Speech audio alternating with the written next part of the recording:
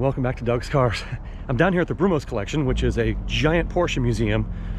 Just absolutely fantastic place here in the Jacksonville area. And they're having like an open house and a Porsche judging competition. So I'm here to check it out.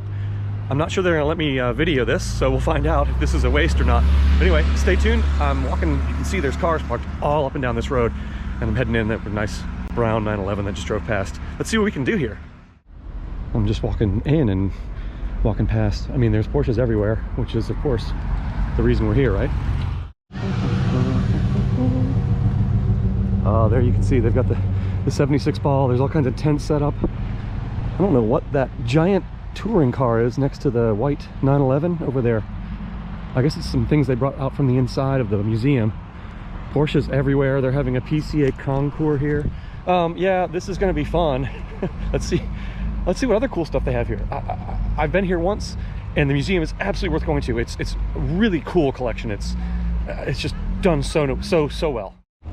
They've rolled out the red or green carpet for the PCA concours that they're having here. Oh man, look at that. There's a slant nose. Ooh, that sounded quite tasty. There's the ones with all the scaffolding that are worth tons of money. Man, slant nose, and it's a roof. So I believe these are from the collection itself. This beautiful Mercedes 300S. I mean, look at it. And don't step too far over, but man, beautiful. The cool thing about all the collection here is they actually drive these cars regularly. This is just gorgeous. Look at the interior, the woodwork there on the frame of the door, the dash. The leather interior is nicely weathered, aged properly. It's a 356 with a sunroof. Beautiful color combination. You can never beat silver with bright red interior. Absolutely gorgeous. Glistening here in the sun. We've got one of the race cars here. Well, actually don't know. I mean, it's got Ford V8 wheel cover, so I assume there's a flathead in this. Low flyer, Santa Monica. So, man, that is. I would definitely not be able to get my legs under that steering wheel. I hope that's removable. I don't even know how you'd get in there. I love the hand-painted numbers there. Just fantastic. And what a gorgeous location this place is, too. It really is. Really beautiful here. You got a modern 911. I'm sure the carbon fiber mirror caps cost a fortune. Oh, wow. You've got you don't have actual lug nuts. You've got the removable wheels and the lightweight decal on the frunk instead of an actual badge. Y'all check out this Bentley. Oh wow, it's beautiful. But what I really like is the radiator cap. You would pry that open and it would unlatch. That is so cool how that's done, and it's a green badge Bentley. Very, very cool. And then it looks like it's been chopped, like the roof has been lowered, but it's not. That's the way they came. Look at it, it's all leather. This is all leather, even the trunk on the back and the fuel tank underneath. This is all covered in leather. I mean, how could you couldn't put this outside? I still don't understand how that works, because cows are made of leather, but if you put this outside in the rain, you'd have to replace the leather every 2 years. Look, it's got vents on the bottom so that, you know, adding lightness, and the little spats there made out of like stainless. And yes, there's a race 930 over there chugging away. This thing, just absolutely gorgeous. Dunlop 7x21 wheels. I really like the vents go all the way through, and of course you've got the vents on the side of the hood. But actually, I mean, the thing that really gets me, that radiator cap is just too cool. I've never seen a radiator cap like that where you and then it pops open. That's really neat. That's very cool. I thought this one was the one that was idling, but actually it's not. It's over here. It's that little tiny like dirt track car from the University of North Florida. Oh yeah, here we go. Here is the Porsche concours, the PCA concours event. Let's see. Oh, 968s. I like 968s. I'm gonna go start with those. Nope, it's not a 928, it's a 968, which was an upgraded 944. They made these at the end of the production run on this body style, so it's basically 944, but it has the headlights that popped up from the 968, or from the 928, pardon me, that are not the regular flip-up ones, as you can see, 968. So these are made in the 90s. They have giant 3 and 3.2 liter 4-cylinder engines. Interior remains basically a late model 944 interior, of course, but you just don't see too many of them together like this. They didn't sell an awful lot of them. They were very expensive for what they were at the time, but good colors here. We got the black one here with the 944 or 924 wheels. I'm just going to leave the camera rolling and walk past some of these amazing models here. I mean, GT3 and a 996, this beautiful white 993, 997, and a really interesting light beige with what looks like a brown leather interior. Very cool, convertible. Yeah, ooh, another 928. I saw one this morning at my local Cars and Coffee. This one's a little customized with a fancy hood, different wheels, but I mean, and a giant spoiler. And it is an automatic, of course, but most of them were. A little tiny steering wheel, nice leather interior. You have to love the 70s and 80s ones. This Carrera is like a beautiful red interior. It's completely redone with the whale tail. Very nice. And then one of 240, interesting. So this is not a turbo, it's just a regular Carrera, but it does have the turbo rear end. Nice gray interior with black piping. Very nicely done. I mean, look at all the colors. I mean, it's like a candy store here. I like the green. Let's go look at the green. Green and gold, beautiful. And then inside, you got Kermit the Frog, and of course you've got plaid and a manual gearbox. Fantastic. Like the air intakes up here on the, and I don't think those actually open anymore, or unless you have to be unbolted, but this is the 4.0, so this is the normally aspirated large engine. I mean, these are, what a great color combination. I mean, everything here is black, red, silver, as you can imagine, because that's what people get. This is really cool. And the plaid interior. I love this car. I think this is my favorite one here, and it's smiling. Here's a 964 for sale, blue with tan. It is an automatic.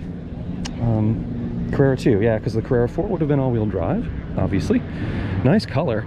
I know that these have come up in value tremendously. These, of course, were the last of the true air-cooled 911s, and even the high-mileage ones, of which there are plenty, have really started to go up in value. Nothing wrong with that, although it means I'll never get one. Look at this gorgeous 918 Spider. Wow. Those brake rotors. Obviously carbon. Wow, that is absolutely gorgeous. Wow. Really, really good looking car. This piece of carbon. Wow. The air out this way, love the headlights. which in turn creates a low pressure.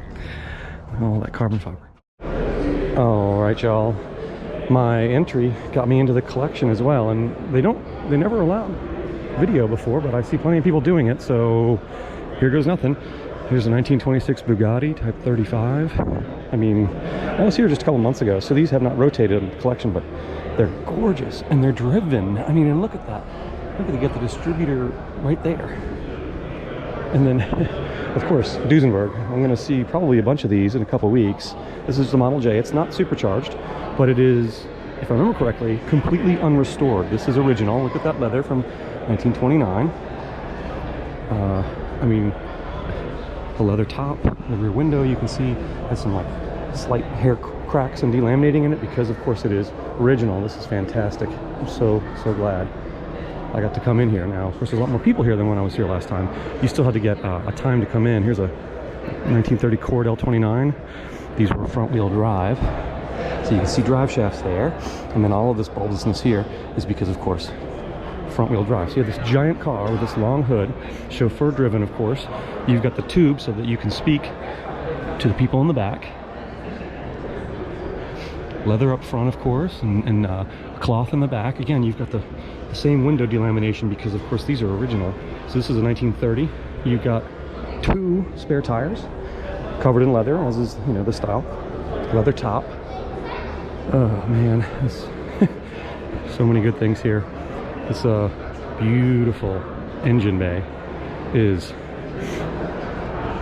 straight 8. It's a small straight 8 because it's a Superleggera Alpha, but regardless, absolutely fantastic car. Yeah, so we've got a bunch of engines on display here. We've got a bunch of race cars on display here, but what I wanted to do was come in here.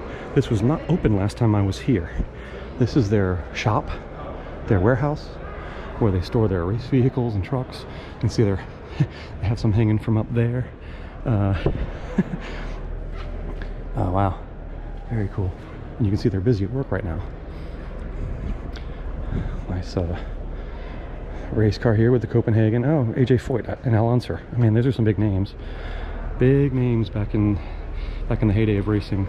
Is this the front? No, this is the back. This is a 1917 Miller Golden Submarine. Fuel filler, obviously. This thing is awesome. These wheels are like 2.5, 3 feet tall. They're giant. And as you can see, it's just got mesh around there, and you cram yourself in that little tiny side door inside this car.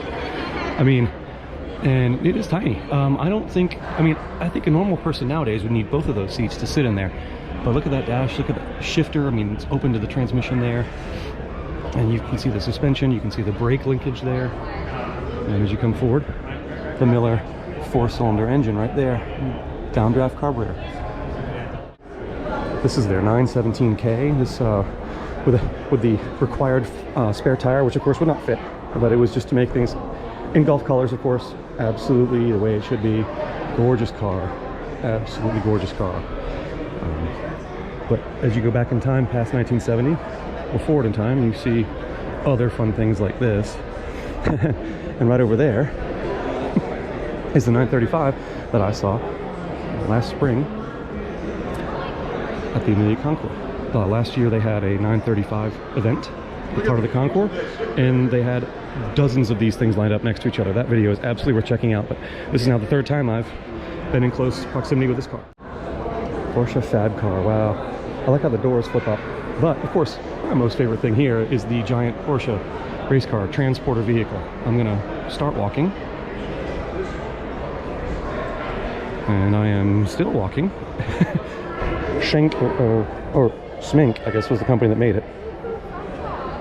And then I've made it to the front.